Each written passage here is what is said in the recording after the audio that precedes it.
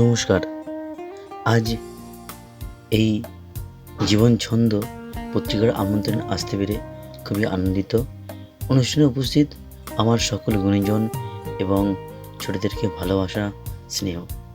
একটি সচিত্র কবিতার নাম প্রেমের আকাশে, লেখা পাঠে গোপাল দাস। প্রেমের আকাশে বৃষ্টি রিমঝিম, ঠান্ডা শীতল হাওয়া হৃদয় দেয় দোলা। দূরে ওই প্রাচীন বটবৃক্ষ, হাওয়ার তালে তালে দোলায় মাথা, মন অপূর্ব।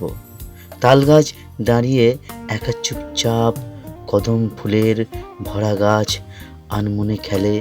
চারিদিকে বৃষ্টি রিমঝিম, অপূর্ব সুন্দর, ভরে ওঠে মন জীবন মাতোয়ারা। হৃদয়ে বাজে সুর, দূর বহু দূর থেকে ভেসে আসে ওর মুখখানি আনমনে।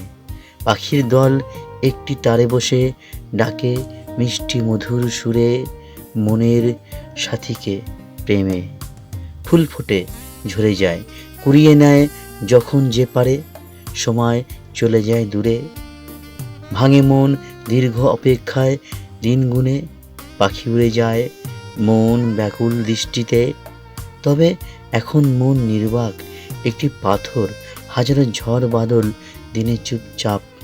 ক্ষয়ে ক্ষয়ে মন ক্ষুদ্র পাথর ফলা, শত বাধা কেটে সামনে এগিয়ে চলা। প্রেম আসে ক্ষণে ক্ষণে চলে যায়, আনমনে অবহেলায় বাধা কোলাহলে।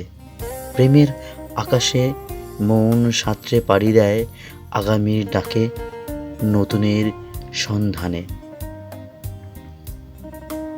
নমস্কার।